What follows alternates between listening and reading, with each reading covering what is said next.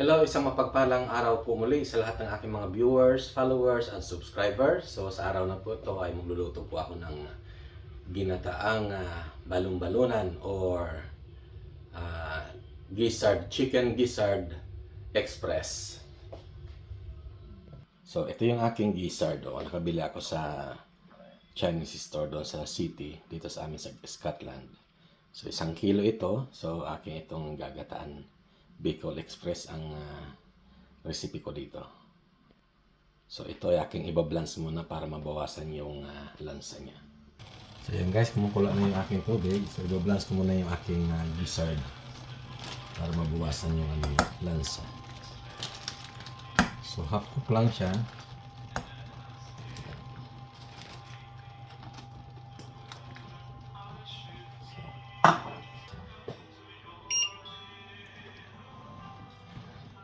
So para mabawasan na yung lansa niya.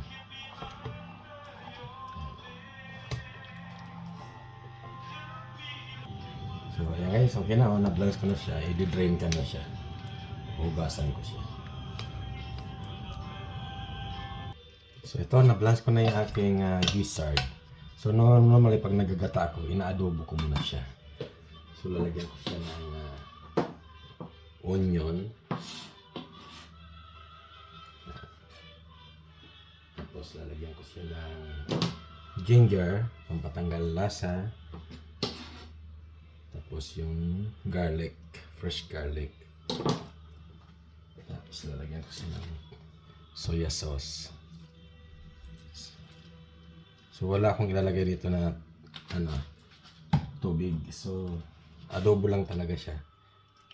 Soya sauce, vinegar.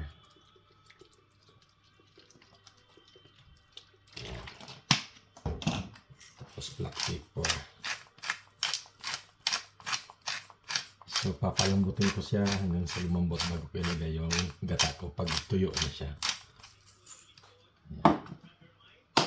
So lalagyan siya ng crushed chili para yung aking pang spicy. Yan. Para spicy ito. Express. So ayan. So pakukuluan ko lang siya sa sarili niyang tubig. Wala akong nilagay na tubig dito kasi siya, patutuyuin ko siya.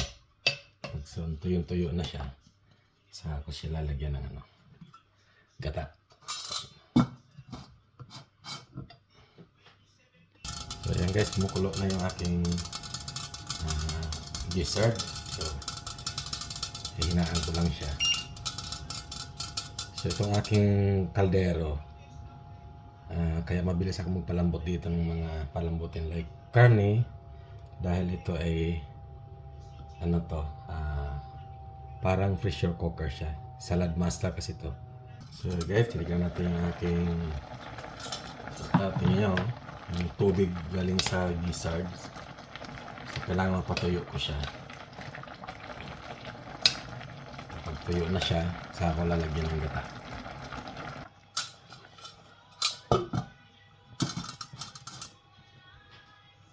So titignan natin guys ang aking nilulutong balon-balunan or gizzard. So ayan, tuyo na siya So ito na yung time na ilalagyan ko na siya ng gata. Ayan. So ayan siyang gata. So yung ginagamit ko lang gata yung nasa dilata.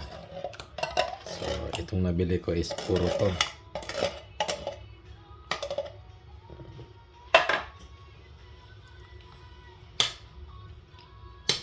So, please like and share sa aking YouTube channel para lagi kayong updated sa aking mga video na ipopost.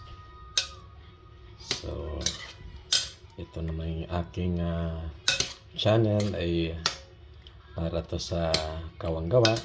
So, nawa ipatuloy niya akong subaybayan at i-follow sa aking YouTube channel.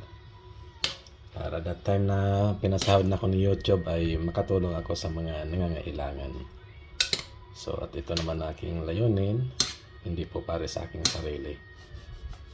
So, mas maganda po yung nakakatulong tayo sa kapwa. So, sa bawat subscribe nyo po, kayo po ay nakakatulong sa aking pagtulong din sa kapwa. So, ayan na siya.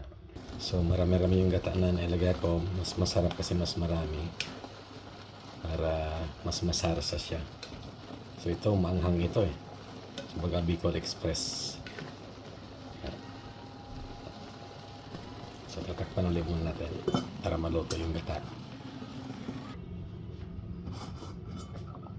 So, ayan na guys. Luto na ito yung aking ginataang balon-balunan or gizzard. Chicken gizzard. So, lagyan natin siya ng green pepper para mas mabango. Ayan. So, ayan na siya. Kita nyo yung sarsa ko. Oh. Malapot-lapot. Purong gata itong aking nagamit.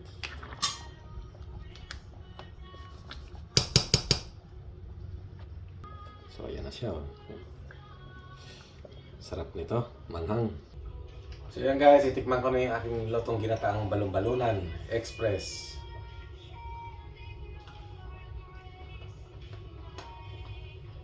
Also, ang anghang. It's the best. So, thank you po muli sa inyong panonood. Hanggang sa sunod po muli na aking mga video na ipopost. God bless po.